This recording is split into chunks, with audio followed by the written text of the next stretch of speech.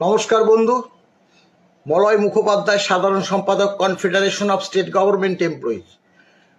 বন্ধু, আমি কথা দিয়েছিলাম যে খুব সহজে বকেয়া ডিএর যে ফিক্সেশনটা করে দেখাবো এবং আপনারা নিজেরাই যাতে সহজে সেই ফিক্সেশনটা করে কতটা বকেয়া হলো তা নির্ণয় করতে পারবেন।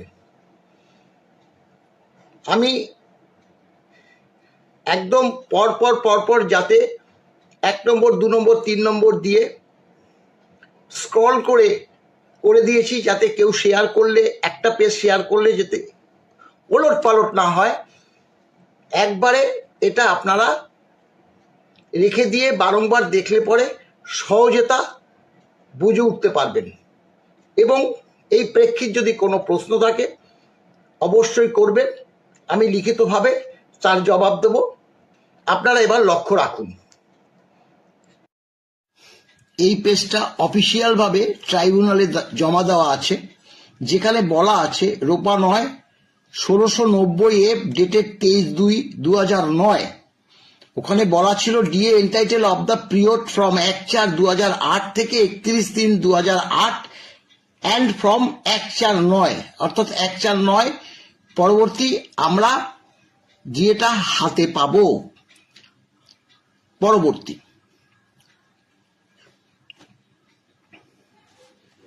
অর্থাৎ এগুলোই অফিসিয়ালভাবে আমাদের ডিএ মামলার প্রেক্ষিত ট্রাইব্যুনাল এবং উচ্চ আদালত পরবর্তী এই ফাইলের সম্পূর্ণ অংশ চলে গেছে। এবার লক্ষ্য করুন, আমরা এই পেজে বলেছিলাম যে আমরা 12 পরবর্তী 4 16% ডিএ আমরা ক্লেম করছি না। পরবর্তী যে all India consumer price index অনুসারে যে ডিএটা সেটাই আমরা ক্লেম করছি। এই 1 নম্বর দেখুন, ওই আগের কথাটাই বলছি, এখান থেকে ভালো মতো লক্ষ্য করুন। রোপা 9 যে ডিএ পেয়েছি 1/4/8 থেকে, 1/4/8 2%, 1/6/8 6%, 1/11/8 9%, 1/3 9%, মোট 12% ডিএ। 3 ভাগের 2 ভাগ বাম সরকার, 1 ভাগ তৃণমূল সরকার এসে 2 ভাগে মিটিয়ে দেয়।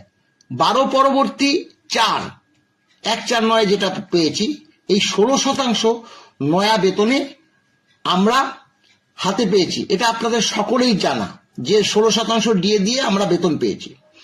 এবার 2 নম্বর দেখুন, 1/4/9 থেকে 12% প্লাস 4 16% ডিএ যোগে মোট বেতন হাতে পেতে শুরু করি।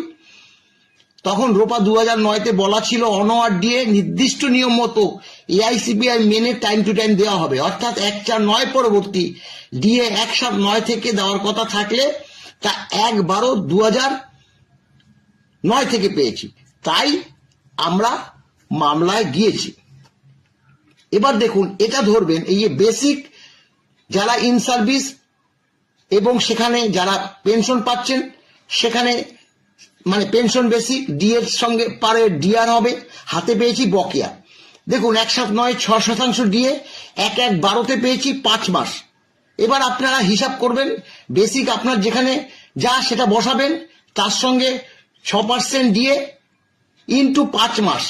আমি একটা 20,000 টাকার উপর করে দেখিয়েছি, তাতে 6,000 হয়েছে। এবার আপনার এখানে বেসিকটা বসালেই আপনি আপনার এটা পেয়ে যাবেন। পরবর্তীকালে ঠিক সেম জিনিস করেছি। কেন 1/7/9 হলো?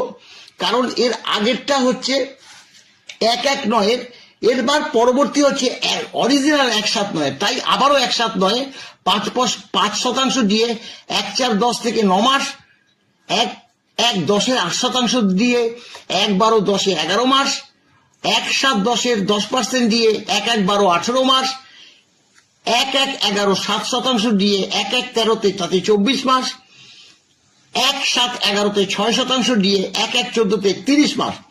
এইভাবে আপনারা বেসিক বসাবেন, ডিএর অংশটা বসাবেন, মাসটা বসাবেন, যা হবে ডায়েরিতে লিখে যাবেন।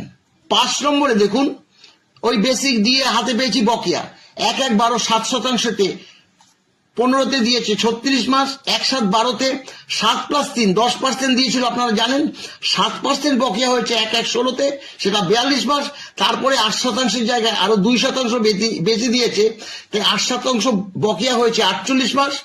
আর পরবর্তীকালে ঘেউ ঘেউ মনে আছে তাকে 15% দিয়েছিল, অর্থাৎ 10% দিয়ে 54 মাস। এগুলো কিন্তু বেশি দেয়নি, আপনারা যদি মনে করেন যে এগুলো বেশি দিয়েছে তা না, পরেই দেখবেন সেগুলো অ্যাডজাস্ট হয়েছে। এগুলো মূল ডিএটা আপনারা প্রথমে করবেন, যে 7%, 7%, 10% আপনারা করে ডায়েরিতে লিখে রাখবেন কতটা আপনাদের বকেয়া হয়েছে। এটা নিশ্চয়ই বুঝতে পারছেন। এবার এই যে 3, 2, 5 মোট কত হলো? 10% দিয়ে। এই 10% দিয়ে এবার পরবর্তীকালে দেখবেন 6 নম্বরে পেজে আসবে, তখন এই 10% দিয়ে কত শতাংশ পরে পেয়েছেন সেটা এই যে 6 পেজে দেখুন, 1/1/14তে 3% বেশি দিলেও সেটা 24 মাস পরে পেয়েছি। 1/1/14তে 2% বেশি দিলেও 36 মাস পরে পেয়েছি।